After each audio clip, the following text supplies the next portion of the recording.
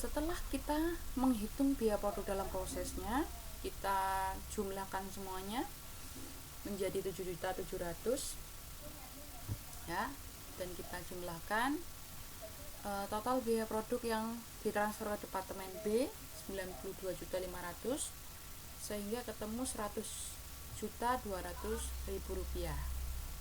Nah, setelah membuat laporan biaya produksinya, kita bikin jurnal pencatatan biaya produksi di departemen A. Nanti kalian bisa baca sendiri di buku. Oke, selanjutnya ada penghitungan unit ekuivalen dan biaya produksi per unitnya di departemen yang kedua atau departemen B. Nah, caranya juga sama, tapi total biaya dan prosentase penyelesaiannya ini beda. Jadi kalian harus cermati di soalnya. Nah, total biaya yang dimasukkan juga total biaya di departemen B. Selanjutnya, unit ekuivalen itu dalam penghitungannya persentase penyelesaiannya juga masing-masing di departemen B juga. Nah, kalau ada keterangan dengan biaya konversi yang dimasukkan adalah biaya tenaga kerja ditambah biaya overhead pabrik.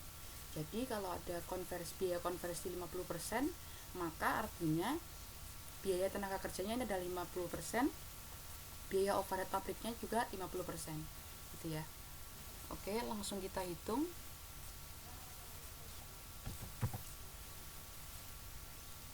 Kita hitung total biaya tenaga kerjanya 23.500.000, overhead pabriknya 28.200.000 di departemen B. Kita total, jadi jumlahnya adalah 51.700.000.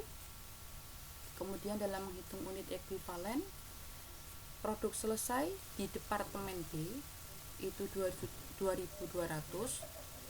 Kemudian kita tambahkan prosentasenya 50%, kita kalikan 300 unit yang belum selesai atau masih dalam proses di departemen B. Ketemu 2.350, overhead pabriknya 2.200 ditambah 50% dikalikan 300 unit, ketemu 2.350. Oke, jadi kenapa bahan bakunya nggak ada? Karena bahan bakunya sudah selesai 100% tadi. Nah, kalau biaya bahan bakunya 100% sudah selesai di departemen A, maka di departemen B tidak perlu dihitung lagi.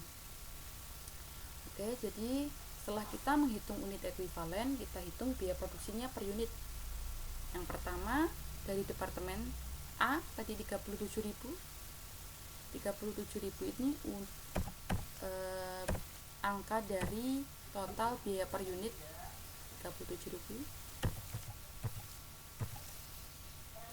Kemudian biaya produksi per unit tenaga kerja kita hitung dengan kita bagi total biaya dengan unit ekuivalen, ketemu 10.000.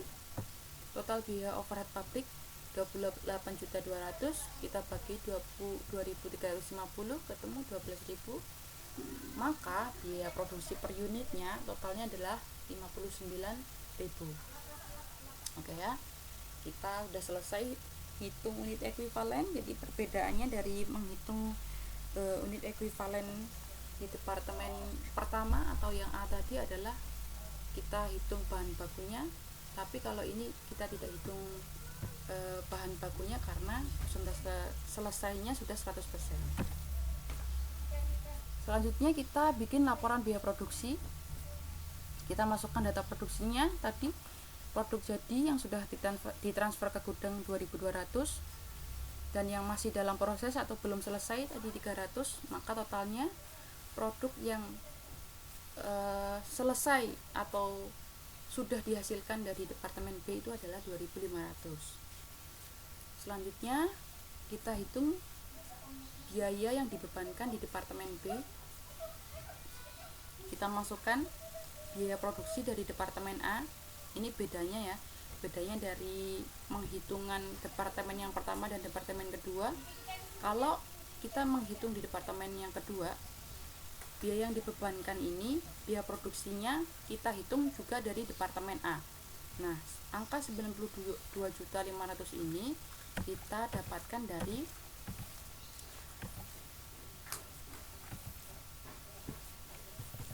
total biaya produk yang ditransfer ke departemen B di laporan biaya produksi ya. Tadi dari 2.500 ini produk yang sudah selesai, kita kalikan total biaya produksi per unitnya 37.000, ketemu 92.500. Oke, kita masukkan tadi. Oke, biaya produksi dari departemen A kita masukkan 92.500. Nanti jangan bingung angkanya ini dari mana ya. Selanjutnya biaya tenaga kerja 23.500, biaya overhead pabriknya 28.200. Maka total biayanya di departemen B ini adalah 144.200.000 rupiah. Biaya per unitnya yang pertama kita masukkan juga total biaya per unit dari departemen A tadi 37.000 unit. Kemudian kita masukkan biaya per unit di departemen B murni, yaitu tenaga kerjanya adalah 10.000, overhead pabriknya adalah 12.000, maka totalnya adalah 59.000 unit. Setelah itu kita bikin laporan biaya produksinya. Biaya produk yang ditransfer ke gudangnya adalah 2.200, kita kalikan 59.000, ketemu 129.800 rupiah. Kemudian kita hitung biaya produk yang masih dalam proses. Di departemen A tadi 300 unit, kita nggak usah kalikan persentase tadi ya, kita masukkan aja produk yang masih dalam proses 300 unit, kita kalikan dengan 37.000 departemen A, ketemu 11.100.000 rupiah. Kemudian kita hitung biaya tenaga kerjanya, karena persentase konversi di departemen B tadi adalah 50%, maka sama ya, tenaga kerja dan overhead tadi 50%. Masing-masing kita hitung, total ketemu 14.400.000 rupiah.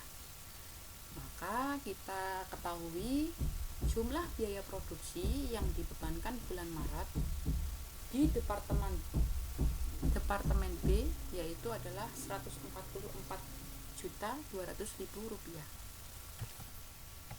Ini jurnalnya, kalian bisa baca sendiri. Oke. Baik, hari ini materinya adalah tentang kalkulasi biaya proses. Apa itu kalkulasi biaya proses, konsepnya bagaimana, karakteristiknya bagaimana, contoh penghitungan kalkulasi biaya proses jika dia hanya melewati satu departemen bagaimana. Kedua, kalkulasi biaya proses kalau dia lebih dari satu departemen. Nah, itu saja materi hari ini. Materi selanjutnya yaitu tentang produk yang hilang, itu akan ibu sampaikan di pekan depan biar kalian juga fokus belajarnya, nggak kebanyakan materi ya. Baik, itu saja, semoga bermanfaat. Selamat belajar. Wassalamualaikum warahmatullahi wabarakatuh.